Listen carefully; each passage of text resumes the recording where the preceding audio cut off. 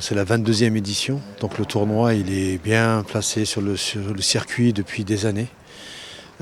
C'est un pays qui est connu pour la terre battue.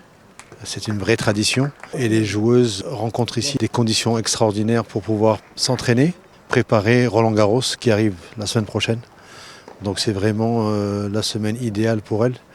Et ça c'est très attirant pour les joueuses. Elles veulent jouer, elles veulent des conditions optimales pour l'entraînement.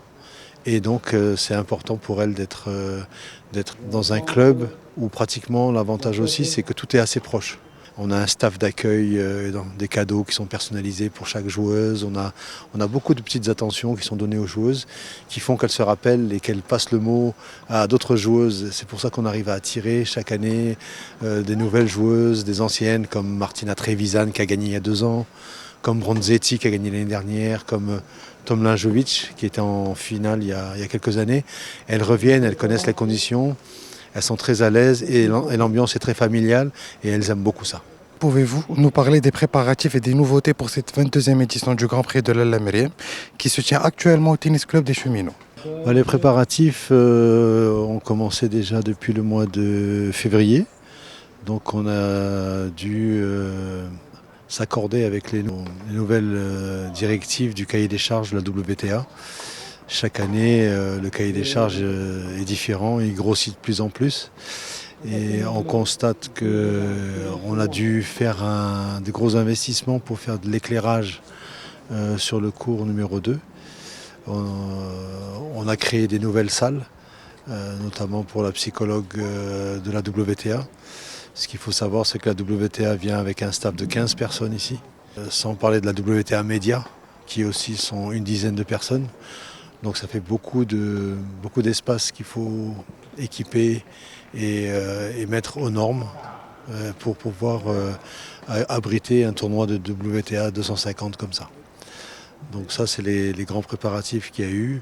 Les nouvelles choses, c'est surtout par rapport au public, surtout faire en sorte de faire connaître un peu mieux le tournoi.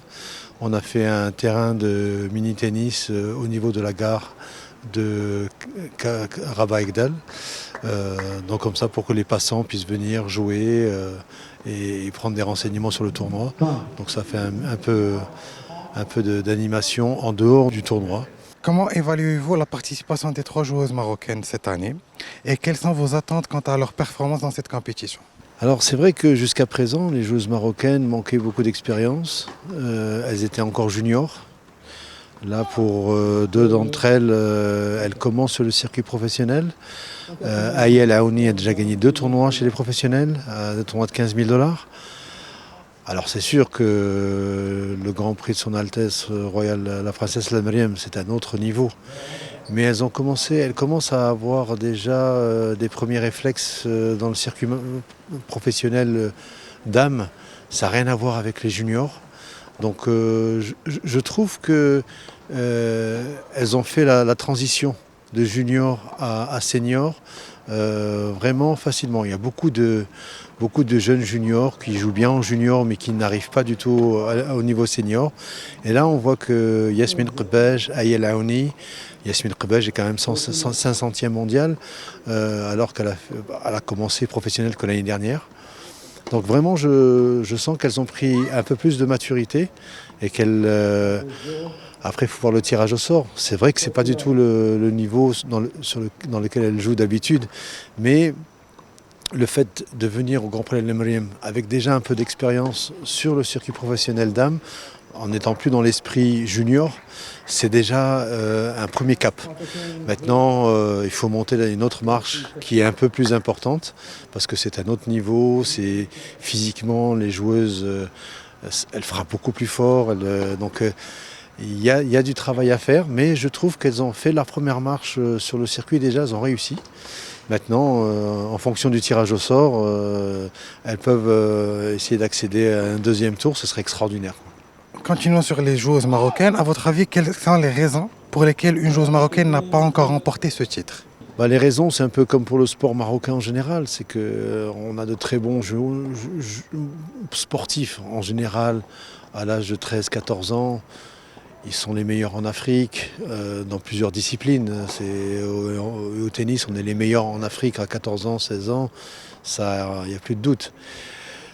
Maintenant, le passage à senior, c'est autre chose. La fédération fait un gros travail pour les accompagner, bien que ce n'est pas le rôle d'une fédération d'arriver au niveau senior.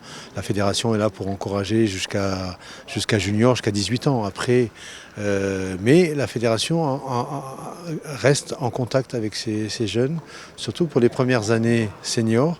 Et la fédération a fait un gros travail pour pouvoir les accompagner, les aider, parce qu'on sait très bien que c'est les premières années qui sont difficiles en senior. Et c'est là que beaucoup lâchent ou beaucoup vont faire leurs études.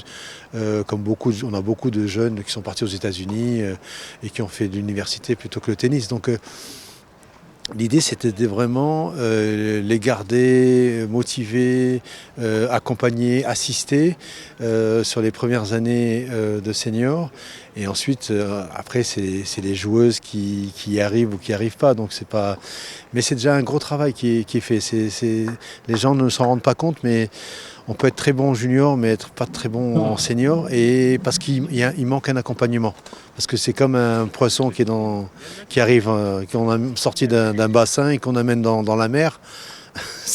C'est très compliqué. Il y en a qui arrivent et il y en a qui sont perdus, démotivés. Bien sûr, la fédération ne peut pas rester indéfiniment avec un joueur ou une joueuse.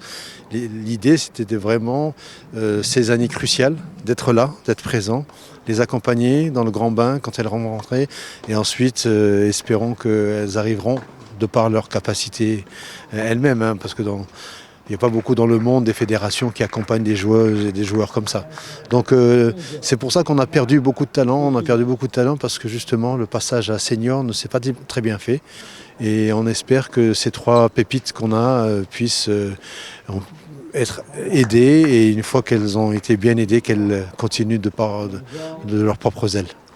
Quelles sont les mesures mises en place pour promouvoir le tennis féminin au Maroc à travers ce tournoi?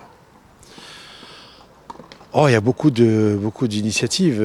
D'ailleurs, depuis qu'on a de plus en plus de jeunes comme Aya ou Amalek qui viennent, la fédération organise de plus en plus de tournois internationaux juniors, filles, beaucoup de tournois de 15 000 $ pour les jeunes filles. Donc c'est vraiment une locomotive.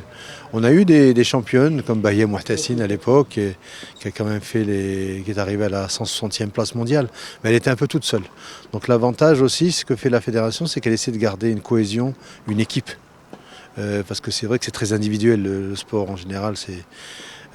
Mais là, la fédération a développé non seulement ce projet avec les meilleurs, mais elle a développé des tournois pour permettre aux joueuses marocaines qui n'ont pas le temps de voyager ou qui font encore l'école, qui sont encore à l'école, de jouer à un niveau international au Maroc. Donc il y a beaucoup de tournois maintenant qui sont organisés pour que, même à l'échelon junior, il doit y en avoir 5 ou 6.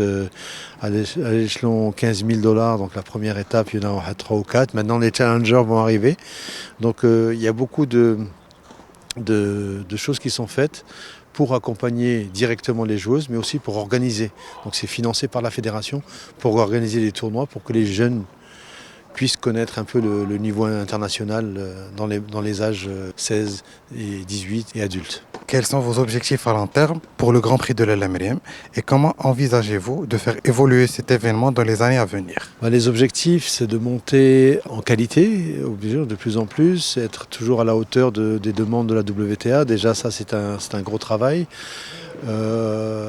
D'aider le club qui accueille ce tournoi à développer les infrastructures, de pouvoir encore plus accompagner, parce qu'il y a une grosse organisation pour les animations, il y a des visites de la ville de Rabat, donc on essaie de, comme cette année, faire du mini-tennis à Rabat-Egdal, peut-être l'année prochaine aller faire 2 espaces d'animation de tennis dans 2 endroits différents de Rabat.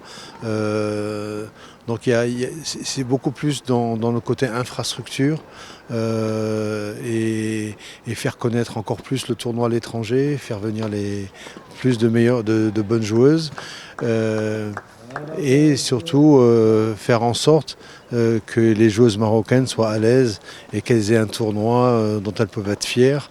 Et surtout pour que la ville de Rabat rayonne dans le monde, parce que ce qu'il faut savoir, c'est que pendant une semaine, tout le tennis féminin mondial est à Rabat et l'autre ville de Strasbourg. Donc tous les yeux, donc il faut qu'on offre, comme vous voyez, le court central est superbe, les images sont très belles, les filles, les joueuses aiment bien communiquer par Instagram, surtout dans le monde, donc faire le maximum d'attention et faire de ces jeunes joueuses et de ces joueuses des vraies ambassadrices de Rabat. Donc leur offrir le maximum de cadeaux, qu'elles puissent communiquer dans le monde, parce que c'est ça qu'on gagne vraiment, c'est que Rabat et le Maroc, qu'on montre qu'on puisse organiser des tournois de grande envergure. C'est des matchs 24 dimanche 0.